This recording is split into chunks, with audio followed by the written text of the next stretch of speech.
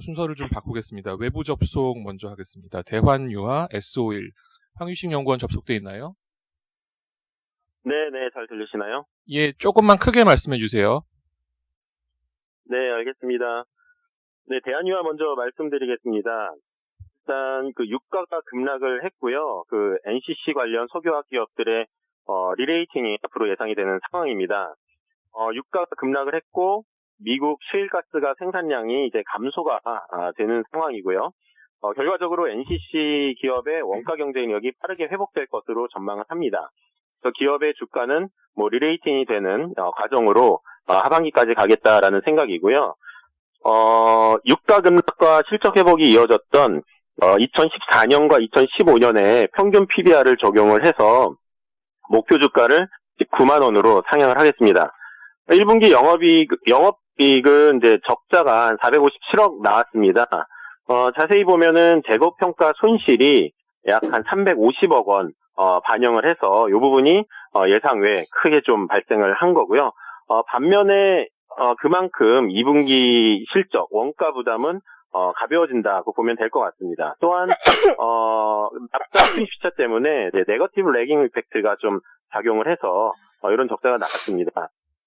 그러나 이제 스프레드 측면에서는 괜찮은데요. 수요가 많이 줄긴 했지만 HDP, PP, MEG 등 이제 다수 제품 스프레드가 1분기에 오히려 확대된 상황입니다. 2분기 현재 P2와 PP 스프레드가 지금 추가 확대된 상황이라서 수요는 크게 줄었지만 오히려 원가 효과가 더 크게 발생을 하고 있다고 보면 될 것 같습니다. 2분기 영업이익은 이제 이런 효과 때문에 한 320억 원 흑자전환 예상을 하고요. 다만 지금 수요가 매우 좋지 않은 상황이기 때문에 원가 하락이 상당 부분 지금 감춰진 실적이라고 보면 될 것 같고요. 오히려 이제 코로나19가 완화가 되고 미국과 유럽에서 생산 활동이 재개되면서 전체적인 스프레드가 좀 탄력적으로 확대되는 그림이 좀 나올 걸로 예상을 하고 있습니다. 이어서 이제 S51 말씀을 드리겠습니다. 1분기 영업적자가 1조 73억 원 발생을 했습니다. 세전이익 기준으로는 1조 2천억 원가량 발생을 해서 분기 사상 최대 적자를 좀 기록을 했습니다. 유가가 급락을 해서 기록적으로 하락하면서 재고 관련 손실이 한 7,200억 발생한 영향이 가장 좀 주요를 했고요. 정유 부분만 놓고 보면은 영업적자 1조 1,900억 원, 영업이익률이 마이너스 30%를 좀 기록을 했습니다. 재고평가 손실도 컸지만 이제 문제는 사실 각 제품별 마진이 상당히 좀 안 좋다라는 데 좀 있습니다. 시장에서는 일단 이보다 다음 분기는 적자가 줄어들지 않겠느냐, 실적 바닥을 쳤다라고 보고 싶어 하지만 사실은 이제 너무 적자가 컸기 때문에 당연히 줄 수밖에 없고요. 여전히 전반적인 어떤 업황과 제품 수익성은 오히려 좀 더 안 좋아지는 그림이 좀 나온다고 보면 될 것 같습니다. 항공유나 가솔린 등 이제 운송용 제품 중심 마진이 지금 급락을 했고요. 현재 이제 수요 부진이 계속되기 때문에 그리고 이제 재고가 지금 늘어나고 있는 점이 사실 이제 앞으로 좀 변수가 될 것 같아요. 그래서 재고가 확 찬다면 가동률도 조정을 해야 되는 그런 상황이라서 사실 2분기 펀더멘탈 측면에서는 굉장히 좋지 않다라고 보면 될 것 같고요. 2분기 영업적자가 4,100억 원이기 때문에 규모는 줄지만 여전히 대규모 적자가 발생을 한다라고 보는 게 좀 맞는 것 같습니다. 현재 유가가 지금 어제 기준으로 13달러까지 지금 하락을 했기 때문에 추가적인 재고평가 손실이 현재로서는 예상이 되고 글로벌 수요 부진에 따른 제품 마진이 단시일 내에는 회복되기 좀 어렵다. 그래서 투자액의 홀드를 좀 유지를 하겠습니다. 이상입니다. 예, 수고하셨습니다. 외부 일정 관계로 다른 발표 좀 먼저 하겠는데요. 실적 발표는 핵심 위주로 발표해 주십시오. 롯데쇼핑, GS리테일, 이지영 의원 발표해 주세요. 네, GS리테일 목표 주가 49,000원에서 52,000원으로 상향합니다. 지금 편의점 같은 경우에는 영업이 안정적인 게 가장 큰 장점이라고 보고 있고요. 그리고 올해는 슈퍼 부분에서 좀 실적이 많이 올라갈 것 같고요. 내년에는 호텔이 모멘텀이 될 것 같아서 모멘텀이 계속해서 좀 이어질 것으로 보고 있습니다. 그래서 지금 좋게 보고 있고요. 슈퍼 같은 경우에는 고정비 효율화 뭐 기타 등등으로 인해서 올해 한 600억 정도 올라갈 부분이 있다라고 보고 있고요. 그리고 호텔은 올해 지금 BEP밖에 안 되거든요. 하나는 공사하고 하나는 지금 코로나 영향을 받고 있어서 그런데 내년 정상화되면 500억에서 600억까지 또 올라올 것 같습니다. 그래서 이 부분 좋게 보고 있고요. 그리고 실적은 굉장히 잘 나왔습니다. 그래서 완전 어닝 서프라이즈였고요. 슈퍼 부분에서 효율화가 컸다 이렇게 말씀드리도록 하겠습니다. 그리고 롯데쇼핑 말씀드리겠습니다. 이건 프리뷰 자료고요. 목표 주가는 이제 16만 5천원에서 11만 7천원으로 하향하도록 하겠습니다. 지금 쿠팡이 한 50에서 100% 성장하는 시대이기 때문에 오프라인이 쉽지 않다고 보고 있습니다. 그럼에도 불구하고 투자 의견 바이를 유지를 하는데 일단은 뭐 어제 주가도 보셨겠지만 이제 주가 낙폭이 큰 상황에서 뭐 반등이 굉장히 좀 크게 나오고 있는 상황이고요. 그리고 저희 올해 200개 오프라인 부진점포 구조조정하겠다라고 말했고 그리고 오늘입니다. 롯데그룹 통합 온라인 플랫폼인 롯데온이 출시를 합니다. 그래서 온라인을 또 열심히 하겠다고 하니까 이런 부분도 좀 주가에 그래도 희망이 되지 않을까라고 보고 있습니다. 1분기 실적은 뭐 굉장히 안 나올 것 같고요. 저희 일단 국내 백화점이 좀 문제입니다. 뭐 전체적으로 다 안 좋은데 일단은 동사 명동점이 타격을 많이 받았겠죠. 그래서 여기 외국인 매출 비중이 높은 데라서 영업효율이 높은 명동점이 타격을 받으면 전사 수익이 많이 떨어집니다. 그리고 유난히 백화점에서 지금 의류랑 화장품이 안 되고 있어서 이 수익성 믹스가 굉장히 나빠질 것으로 보고 있습니다. 이상입니다. 오늘부터 롯데 온라인 상당히 대대적으로 시작하는 것 같은데 온라인하고 오프라인하고 상당히 협업해서 하는 좀 그런 모델 같은데 어떤 효과가 기대되세요?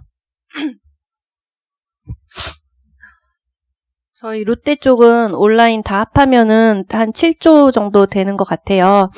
그래서 신세계그룹이 다 합하면 3조거든요. 그러니까 저희 신세계 뭐 쓱닷컴 출시했을 때 약간 주가가 그래도 조금 그거를 모멘텀으로 삼았던 거를 기억해 보실 수 있을 것 같습니다. 근데 롯데는 그거보다 좀 더 큰 볼륨을 가지고 있고요. 이제 온오프라인 통합한 거 저희가 옴니 채널이라고 말하는데 뭐 신문 기사나 이런 거 보면 옴니가 뜬다, 뭐 앞으로 옴니 시대다 이런 말 굉장히 많이 나오는데 그냥 우리나라 데이터만 놓고 보면 이제 순수 퓨어 온라인, 뭐 쿠팡이나 뭐 11번가 같은 그런데 전체 온라인 매출 비중이 70%고요. 옴니 비중이 30%인데 이 비중이 지난 한 5년째 안 변하고 있어요. 그러니까 옴니의 비중이 잘 높아지진 않습니다. 생각하는 것처럼 순수 퓨어 온라인 사업자들이 너무 잘하고 있어서 그래서 열심히는 하는데 저희가 신세계 ssg.com에서 본 것처럼 뭐 아주 새로운 건 아니고요. 롯데가 어떤 차별점을 가지고 갈지는 한번 지켜봐야 될 것 같습니다. 예, 다음 고려아연 변종만 의원 발표해 주세요. 네, 고려아연도 실적이니까 간단히 말씀드리면 컨센 대비 13% 영업이익 상회에서 잘 나왔고요. 그렇지만 어제 주가가 이렇게 뭐 여기에 반응을 크게 하진 않았습니다. 일단 실적이 잘 나온 거는 현물 TC가 올라간 부분이 있었고, 그다음에 아연 공장 합류화에 따른 원가율 개선이 있었고요. 그리고 3월 달에 금속 가격이 빠졌는데 그때 반영된 수정 원가 영향이 있었습니다.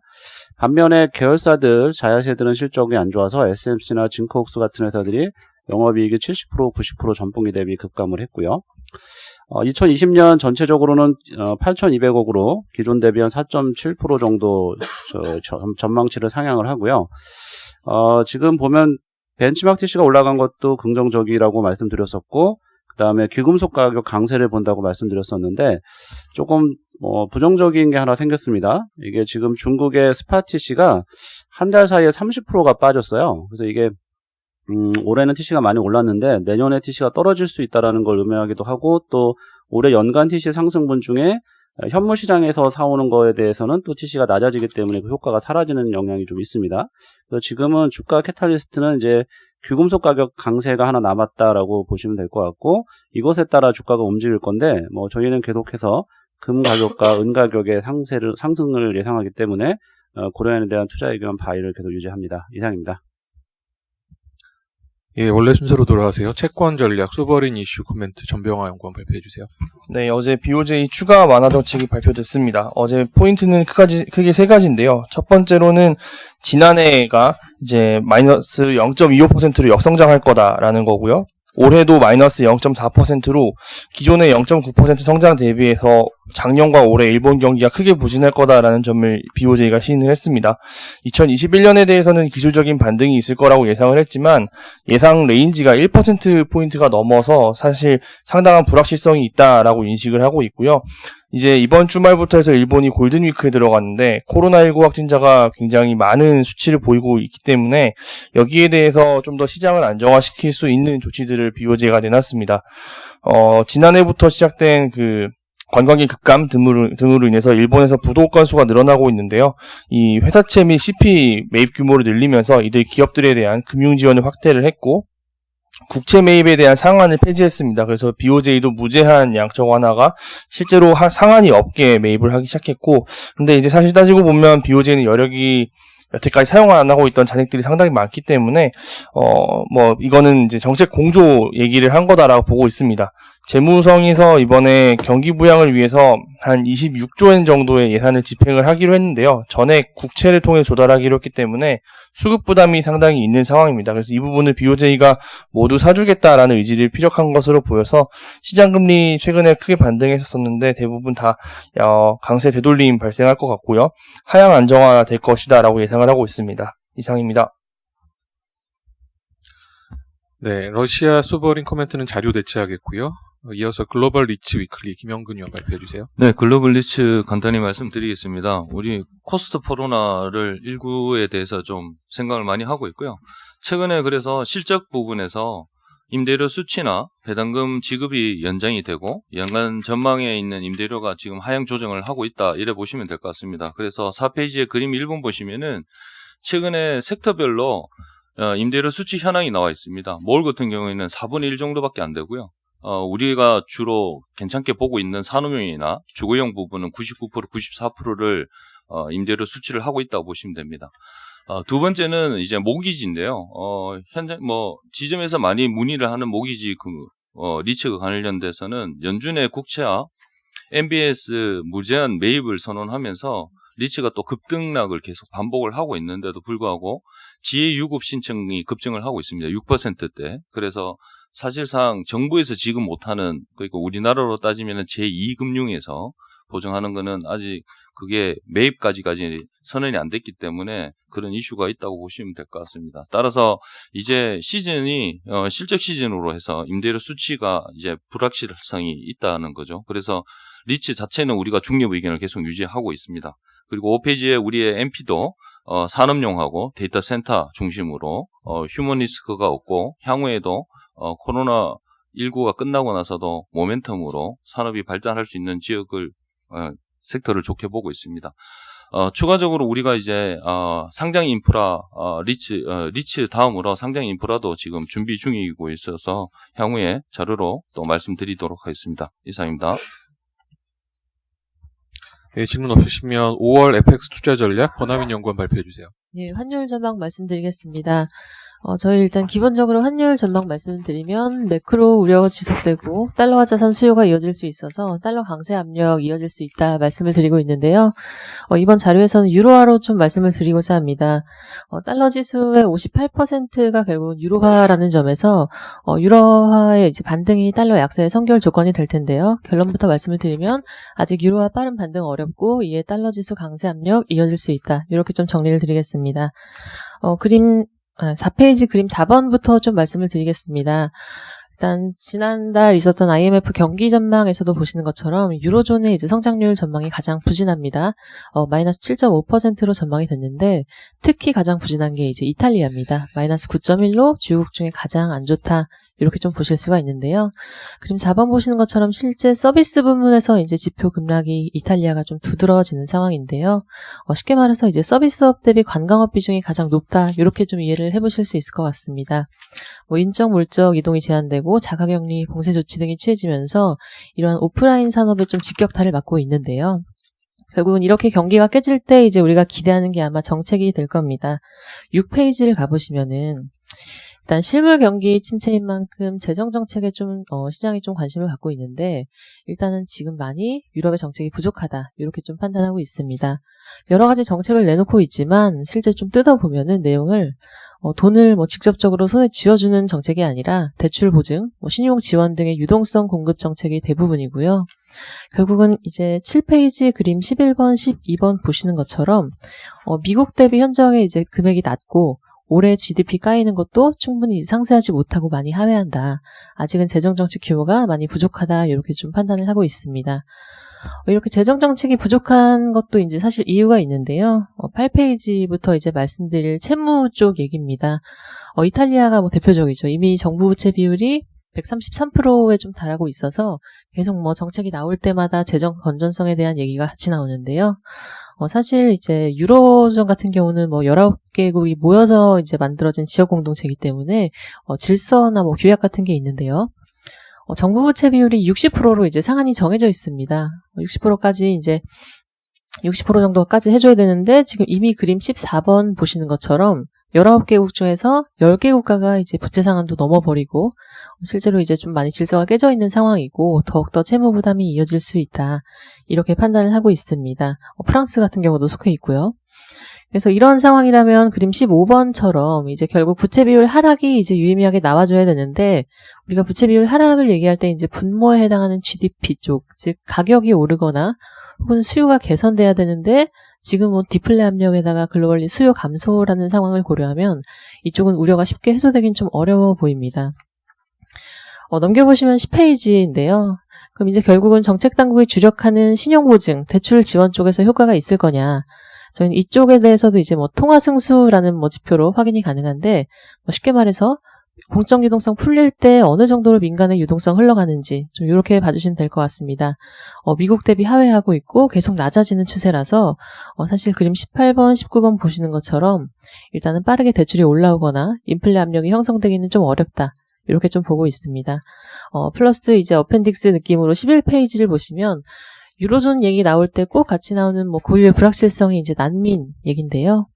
이건 이제 재정 부담이 있는 국가들이 지금 이미 난민 신청자가 많아서 향후에 또 다른 이제 난민 쪽에 확진자 쪽 증가하는 그런 도화선이 될 수도 있다. 이렇게 좀 이해를 하고 있고요. 그래서 결론을 말씀드리면 이제 12페이지입니다. 일단 유로화의 빠른 반등은 좀 어렵기 때문에 선진통화 대비 달러 지수 강세 압력 이어질 수 있다라고 보고 있고요. 다만 이제 중국 쪽은 위안화 쪽은 사실상 1월 중순에 제일 먼저 코로나를 좀 맞고 그 이후에 좀 회복되는 그림이 나오고 있습니다. 그림 23번처럼 사실 확진자 비율에 이제 변화가 생기면서 유로 위안 환율이 좀 유의미하게 좀 내려오는, 즉 위안화가 유로 대비 강세를 보이는 그림이 있어서요. 사실 이쪽 관련해서 보시면은 유럽 대비 위안화의 강세가 좀 이어질 수 있다. 이렇게 보고 있고요. 14페이지 넘어가서 이제 원달러로 마무리 드리겠습니다. 원달러 환율 같은 경우는 이제 4월에 저희가 강조드렸던 배당금, 역송금 수요, 그 계절성이 좀 이제 일단락되고 있다라고 봅니다.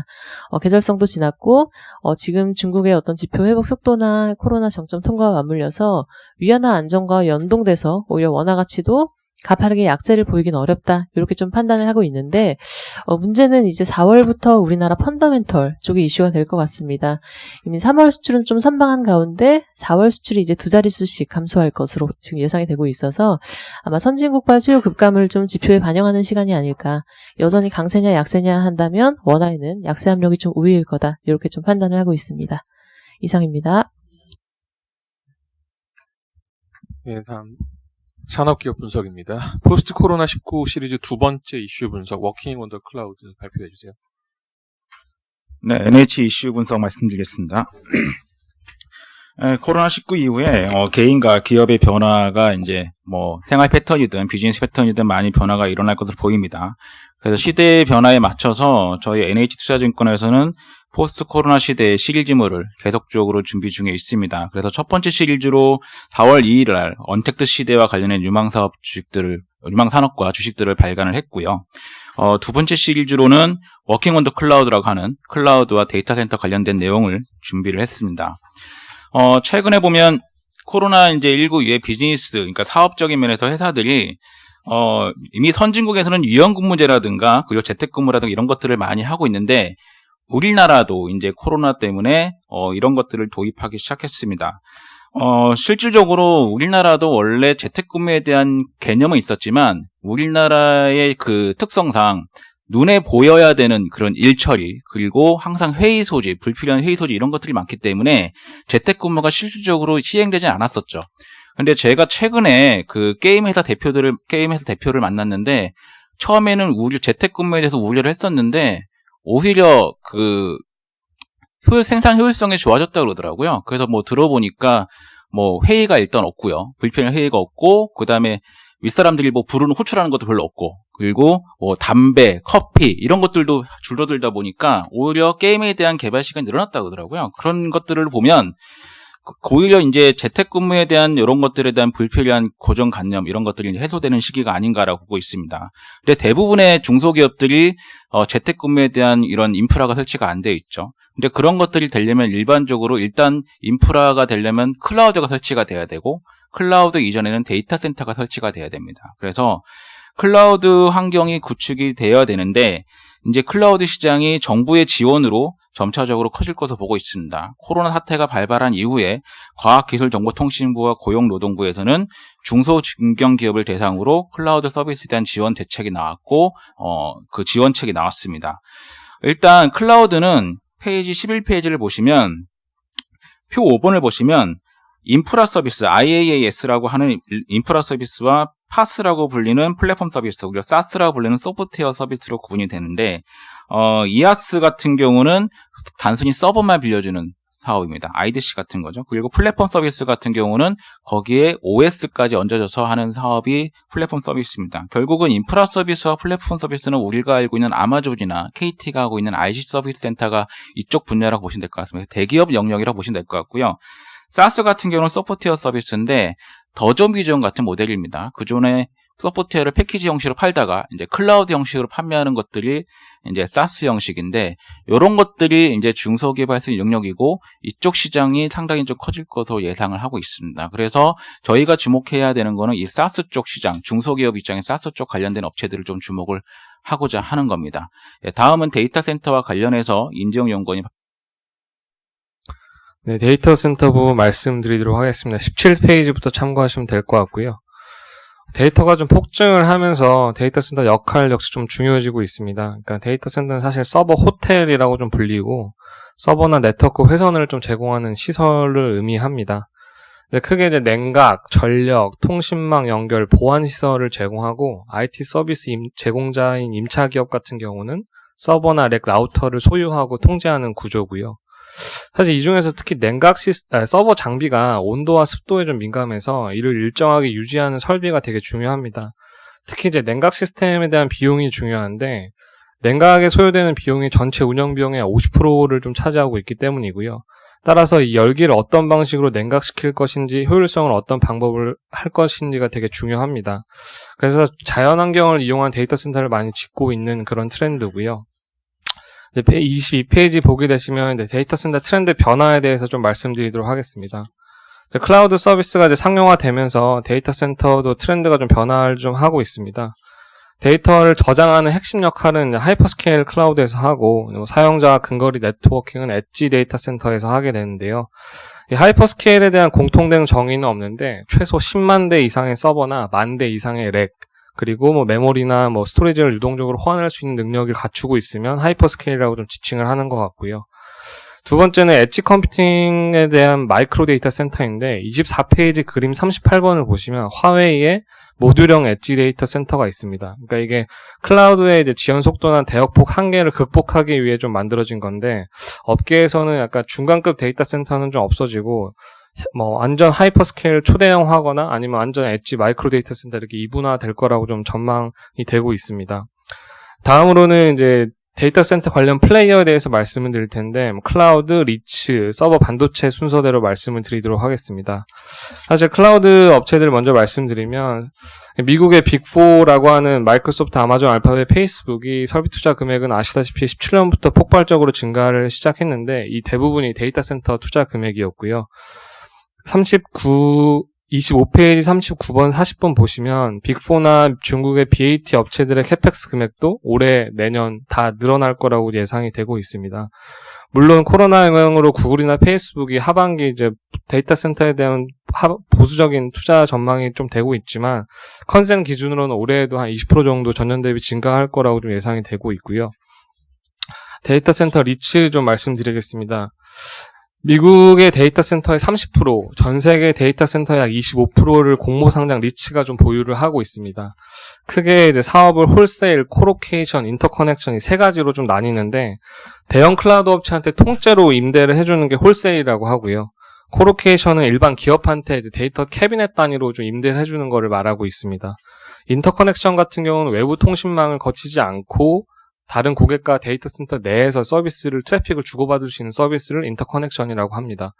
사실 글로벌 시장에서는 이제 아마존이나 구글 같은 이제 빅테크 임차인들이 이제 중요성이 좀 커지면서 홀세일 쪽에서는 데이터 센터 리츠의 가격 결정력이 좀 약화되는 좀 추세인데, 그럼에도 불구하고 코로케이션이나 인터커넥션 쪽에서는 좀 약간 안정적으로 향후에도 임대 수익을 계속해서 이제 창출할 수 있을 거라고 좀 예상을 좀 하고 있고요. 저희는 좀 글로벌 1위 데이터 센터 리츠 업체인 코로케이션 서비스 업체인 미국의 에코닉스를 최선호주로 좀 제시를 하고, 중국의 이제 코로케이션 1위 업체인 GDS 홀딩스를 관심 종목으로 제시를 좀 하고 있습니다. 이어서 서버랑 반도체 부분은 도현 의원이 좀 예, 34페이지 보시면 그 서버용 반도체 최근에 이제 기술적 트렌드 변화에 대해서 말씀을 드리겠습니다. 크게 두 가지가 있는데, 첫 번째로는 이 하이퍼스케일러들, 구글, 페이스북, 아마존 같은 회사들이 서버에 들어가는 반도체를 기존의 인텔이나 뭐 AMD에서 만든 반도체를 사용하지 않고 자체 개발해서 쓰고 있다. 이게 첫 번째 트렌드입니다. 지난주에 테크 관련된 뉴스 중에서도 제일 많이 나온 게 애플이 향후에 맥북에 들어가는 반도체를 인텔 쓰지 않고 자기네들이 만들어서 쓰겠다, 이런 뉴스들이 제일 많이 나왔었거든요. 그래서 이것처럼 뭐 구글이라든지 페이스북 이런 회사들도 다 자체적으로 개발해갖고 쓰고 있는 게 최근의 트렌드다, 이렇게 생각하시면 될 것 같습니다.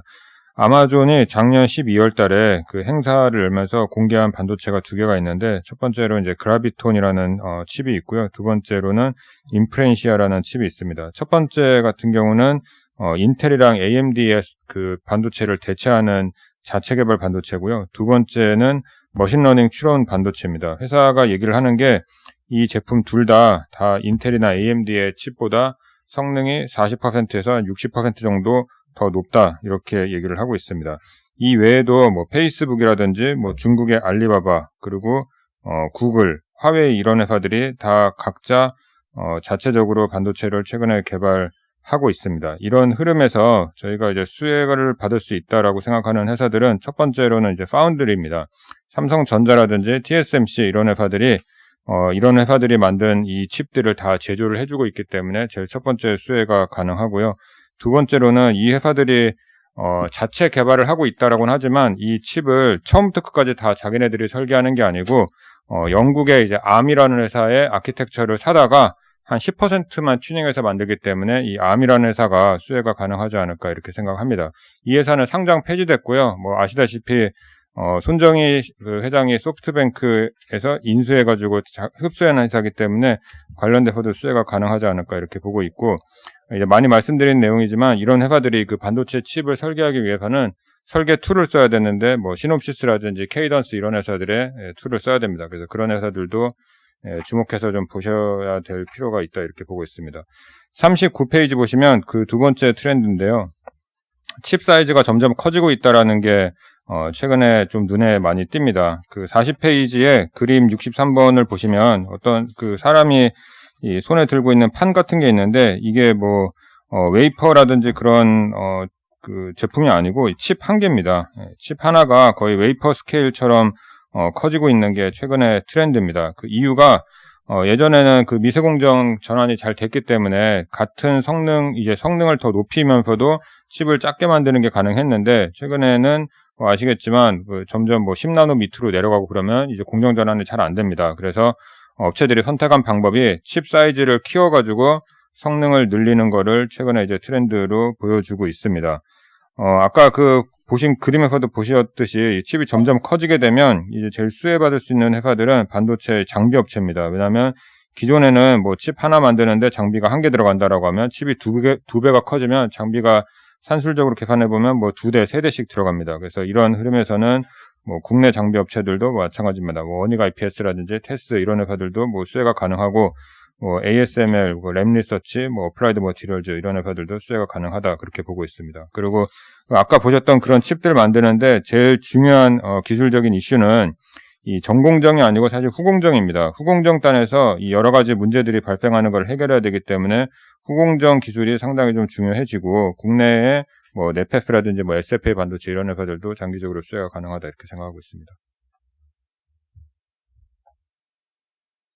종목 말씀드리면 하이닉스가 있기 때문에 하이닉스 말씀드리겠습니다. 44페이지 보시면 될 것 같고요. 뭐 1분기 실적은 이미 나왔지만 그 시장에서 봤던 그 영업이익보다 훨씬 더 상회한 이유가 다 데이터 센터 투자 때문이다 그렇게 생각하시면 될 것 같고요. 2분기도 마찬가지입니다. 저희가 영업이익 1.5조 원 보고 있는데 서버 디램 가격이 최소 20% 이상 올라갈 거기 때문에 이렇게 추정을 하고 있습니다. 하반기를 말씀을 드리면 그 아까 임지용 연구원도 서두에 좀 말씀을 하셨듯이 데이터 센터 수요가 단기적으로 조금 둔화될 것 같아 보이긴 합니다. 한 3분기에 그게 집중될 것 같고요. 뭐 구글이라든지 페이스북 이런 회사들 CEO가 최근에 얘기하는 게 그 상반기에 투자를 많이 했기 때문에 하반기에 여기에 대해서 반작용으로 약간 둔화될 수는 있다 이렇게 얘기는 하고 있습니다. 근데 뭐 장기적으로 보면 최근에 트렌드가 많이 쓰는 분위기로 가고 있기 때문에 투자는 뭐 다시 살아날 거다 이렇게 생각을 하고 있고요. 하반기에 저희가 또 보고 있는 트렌드가 스마트폰 수요 살아나는 거, 감지되는 거 이거를 좀 긍정적으로 보고 있습니다. 어저께 그 아이폰 SE 모델 그 판매에 대해서 그 뉴스에 나온 게 있는데 이거 미국에서 지금 주문하면 최소 2주 이상 기다려야 되거든요. 그래서 저희가 그 지난번에 말씀드렸던 게 아이폰 SE 모델이 이게 키 인디케이터입니다. 이게 잘 팔린다라고 뉴스가 나오면 최근에 스마트폰 수요가 그래도 코로나에도 불구하고 어느 정도 살아날 그 기미를 보일 수 있다 이렇게 말씀을 드렸는데 2주 이상 기다려야 되기 때문에 뭐 잘 팔리고 있다 이렇게 생각하시면 될 것 같고요. 또 어제 그 월스트리트 저널에서 또 뉴스에 나온 게 그 아이폰 12 이 모델이 한 달 정도 딜레이 된다 이렇게 얘기를 했습니다. 근데 한 달 딜레이라는 거는 시장이 생각하는 것보다 괜찮은 수준입니다. 시장이 생각했을 때 최소 한 달 딜레이고 뭐 많게는 2달, 뭐 내년에 나온다 이런 얘기들도 있었는데 한 달 정도면 뭐 괜찮은 수준이다 이렇게 보시면 될 것 같습니다. 예, 다음은 다우기술 말씀드릴게요. 다우기술 48페이지인데요. 일단은 데이터 센터 관련 주식은 다우기술을 좀 추천을 좀 드리고 있습니다. 일단 클라우드와 그 데이터 센터 관련 중소형주는 이미 다 많이 올랐습니다. 근데 그나마 덜 오른 게 저희는 다우기술이고 앞으로 올라갈 수 있다고 생각했기 때문에 다우기술 추천드리고요. 다우기술 같은 경우는 키움증권 지분을 47% 들고 있는 회사입니다. 그건 뭐 다들 아실 것 같고. 근데 이 회사 사업부, 본래 사업부 중에 클라우드와 관련된 사업부가 크게 두 가지가 있습니다. 일단은 클라우드형 다우 오피스를 사트 형태로 제공하고 있는데요. 일단은 중소기업에 우리가 당연하게 쓰고 있는 우리 그 전자결제라든가 메일 이런 것들은 중소기업을 구축 못하거든요. 그런 것들에 대해서 이 클라우드 형태로 다우 기술이 판매를 좀 하고 있는 상황이고요. 국내 점유율 한 6위 정도 되고 있습니다. 그리고 마포에 IDC 센터를 운영 중에 있습니다. 이게 가동률이 지금 80%대로 올라갔고요. 그 다음에 최근에 코로나 이후에 좀 가동률이 좀 더 올라간 것을 파악이 되고 있는데 이것도 지금 현재 매출액이 꾸준히 올라가고 있는 상황이고 다우 그룹, 그러니까 비다우 그룹 향으로 꾸준히 비중이 좀 올라가고 있어서 그쪽으로도 주목을 해볼 필요가 있다라고 보고 있습니다. 예, 그렇게 해서 긍정적으로 보고 있고 일단 결론적으로 쌉니다. 이 회사 지금 키움증권 지분을 가지고 있지만 키움증권 지분 가치 7,500억을 제외하더라도 시가총액이 6,900억밖에 안 됐기 때문에 아직까지 저평가되어 있고 충분히 테마 탈 수 있다라고 저희는 판단하고 있습니다. 다음은 해외기업 말씀드리겠습니다. 네, 70페이지 에퀴닉스 말씀드리겠습니다. 시총 기준 글로벌 1위 데이터 센터 리츠 업체고요. 코로케이션 서비스 시장 점유율도 한 13%로 1위입니다. 투자 포인트는 두 가지인데 네트워크 효과랑 성장성입니다. 이제 고객이나 데이터 센터가 많아질수록 연결 대상이 많아져서 새로운 인터커넥션 매출이 좀 가능하고요. 고객 입장에서는 시간이나 비용이 모두 이제 절감이 돼서 락인 효과도 발생을 합니다. 두 번째는 성장성인데 적극적인 M&A로 계속 확장을 하고 있는데 과거에서도 M&A로 컸고 향후에도 이제 조인트 벤처나 파트너십 형태로 계속 글로벌 데이터 센터나 네트워크를 좀 확장할 계획이고요.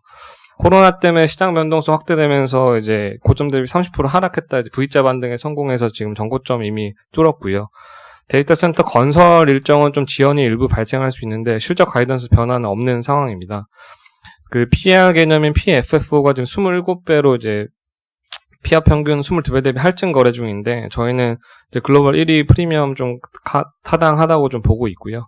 74페이지 GDS 홀딩스 말씀드리겠습니다. 이제 미국에 상장된 중국 데이터 센터 대표 수혜주고요. 알리바바, 텐센트, 바이두, 마이크로소프트, 아마존 모두 고객사로 보유하고 있습니다. 향후 한 3년간 연평균 35% 이상 성장이 예상이 되고 내년도 흑자 전환 좀 예상하고 있고요.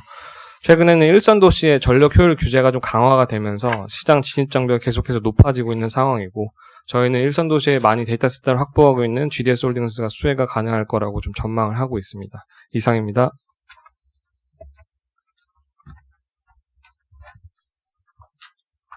질문 없으신가요? 예. 그러면 나머지 실적 발표 자료들은 좀 핵심만 간략히 발표해 주세요. 삼성생명부터 발표해 주십시오. 예. 이건 프리뷰고요. 1분기 실적은 일단 2,829억 보고 있습니다. 전년 동기 대비 37% 감익이고요. 여러 가지 플러스 마이너스 요인이 있을 것 같습니다. 일단 3월달에 주식시장 변동성이 워낙 컸기 때문에 거기에 따른 이제 변액 보증 준비금 적립이 한 2,000억 이상 있을 것 같고요. 거기다가 이제 삼성생명은 이제 여러 가지 주식 많이 갖고 있습니다. 삼성그룹뿐만 아니라 이제 비계열사 주식도 좀 있는데 그 일부가 좀 손상차손도 나올 것 같습니다. 다만 이제 플러스 요인이라고 본다면은 이제 부동산 매각이익 한 1,700억 정도 있을 것 같고요. 그 이외에 채권 포트폴리오 조정 과정에서 매각이익도 좀 발생할 것 같습니다. 부동산 매각이익은 이제 원래부터 다 예정되어 있던 사안이었는데 이제 여기에 이제 보증준비금의 마이너스 요인이 추가적으로 생기면서 컨센서스는 좀 하회한다 이렇게 보시면 될 것 같습니다. 업황은 계속 안 좋습니다. 아무래도 금리 방향성 자체가 좀 저금리 기조인데다가요. 주식시장 변동성 이런 것까지 감안을 했을 때 이제 올해도 이제 전년 대비 이제 증익은 좀 어렵다라고 보고 있고요. 이런 걸 바탕으로 목표 주가는 69,000원으로 하향을 합니다. 하지만 이런 걸 다 감안했다 하더라도 지금 주가 자체는 거의 절대 저평가로 봐도 무방하다라고 보고 있습니다. 당장 이제 코로나19가 이제 본격화된 이제 3월 이후 주가를 봐도요. 이제 급락했다가 반등했지만 여전히 전 코로나 이전하고 비교한 16% 정도 지금 빠져 있는 상태입니다. 근데 이제 다른 생보사 특히 한화생명 같은 경우는 코로나 이전보다 오히려 주가가 반등해 있는 상황이고요. 동양생명이나 미래에셋생명도 삼성생명보다는 주가 퍼포먼스가 낮습니다. 그래서 최소한 갭 메우기 정도의 이제 주가 반등은 적어도 나오지 않을까 이렇게 기대하고 있습니다. 이상입니다.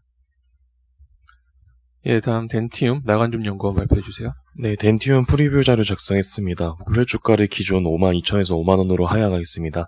이는 1분기 코로나19 확산에 따른 중국 지역 영업 및 제조공장 가동 중단을 감안해서 연간 매출액과 영업이익을 기존 추정 대비 9.2%, 17.1% 하향 조정했기 때문입니다. 1분기 매출액과 영업이익은 이제 컨센 대비 7.4%랑 31.8% 하회할 것으로 전망되는데요. 이는 이제 매출 비중의 절반 이상을 차지하는 내수 쪽과 중국 지역이 이제 1분기 때 코로나19에 이제 직격탄을 맞았기 때문으로 또한 이제 중국 제조공장 가동이 중단되고 고정비 부담이 있어서 이제 수익성이 훼손될 것으로 예상되기 때문입니다. 반면 이제 러시아 쪽에서는 타 지역 대비 코로나19 영향이 제한적이었었는데요. 근데 이제 2분기부터는 이제 미국과 유럽에서 이제 중국과 국내보다는 코로나19가 아직도 확산되고 있어서 이쪽 지역에서는 매출 하락 가능성이 있습니다. 하지만 이제 반대로 국내와 중국 지역은 이제 2분기부터 영업이 정상화되고 있는 추세고요. 기타 지역에서의 매출 감소는 상쇄할 수 있을 것으로 보입니다. 하반기 이제 코로나19 확산 둔화에 따른 국내 및 중국에서의 이연 수요 효과가 발생하고 이제 영업 레버리지 효과가 기대되어 투자 의견은 바이를 유지하도록 하겠습니다. 이상입니다. 네, 다음 S&T 모티브 조수홍 의원 발표해 주세요. 네, S&T 모티브 말씀드리겠습니다. 지금 영업이익이 한 188억 정도 나오면서 우려 대비로는 양호했는데요. 일단 국내 생산 비중이 높기 때문에 원화약세 효과가 다른 회사들보다 좀 크게 나타나는 사업 구조를 가지고 있고, 그다음에 친환경 모터 부분이 한 50% 정도 와이어와이로 성장하면서 다른 부분의 실적 감소를 좀 완충 요인으로 작용을 했고요. 좀 방산 쪽도 잔고가 양호하기 때문에 뭐 상대적으로는 양호한 실적이 나왔다라고 지금 판단을 하고 있고요. 2분기 같은 경우에는 이제 실적 부진을 피해갈 수 있는 방법은 없는데 지금 일단 전동화 쪽에서 이제 친환경차 모터 매출액이 이제 꾸준히 늘어나고 있고요. 그다음에 방산 쪽도 뭐 안정적인 그 수주 잔고를 기반으로 한 효과 등이 기대되기 때문에 뭐 전반적으로 다른 회사보다 실적 그 하향 폭은 이렇게 크지는 않을 걸로 지금 예상을 하고 있고요. 장기적으로 보면은 내년에 이제 현대자동차 그룹 eGMP가 실시가 되면 이제 사업 구조의 변화라든가 아니면 모비스 쪽으로 좀 뭐 물량이 많이 이동한다든가 이런 부분에 대한 좀 고민들이 시장에서 좀 우려가 있는데 그 부분은 지금 그 모비스의 아웃소싱 정책이라든가 뭐 동사의 원가 경쟁력 이런 부분들이 이런 협력 관계가 지금 흐트러질 가능성은 없기 때문에 뭐 eGMP 이후에도 현재 포지션은 계속 유지될 가능성이 있다라고 판단하고 있습니다. 이상입니다. 예, 다음 삼성중공업 테크닉 최진명 연구원 발표해 주세요. 네, 삼성중공업 1분기 실적 말씀드리겠습니다. 매출 1조 8,266억으로 전분기 대비 감소했고요. 로탄 프로젝트가 끝나면서 나온 결과라고 이렇게 봐주시면 됩니다. 뭐 그 일회성이다 생각하시면 될 것 같고 이후 분기부터 매출은 정상적으로 증가할 걸로 생각을 하고 있습니다. 영업이익 쪽은 OPM-2.6%를 기록을 했고요. 그 전분기나 전전분기에 대비해서 좀 의미 있게 적자 폭은 줄인 셈인데 환차익이 좀 차지하는 부분이 상당히 있었다는 점 좀 생각해 봤을 때는 아직까지 수익성은 의미 있게 개선하기에는 좀 더 나아가야 되는 부분이 있지 않나라고 생각을 하고요. 조금 저희가 특이하게 보는 게 선물안에 관련된 좀 리스크가 크게 나온 걸로 보입니다.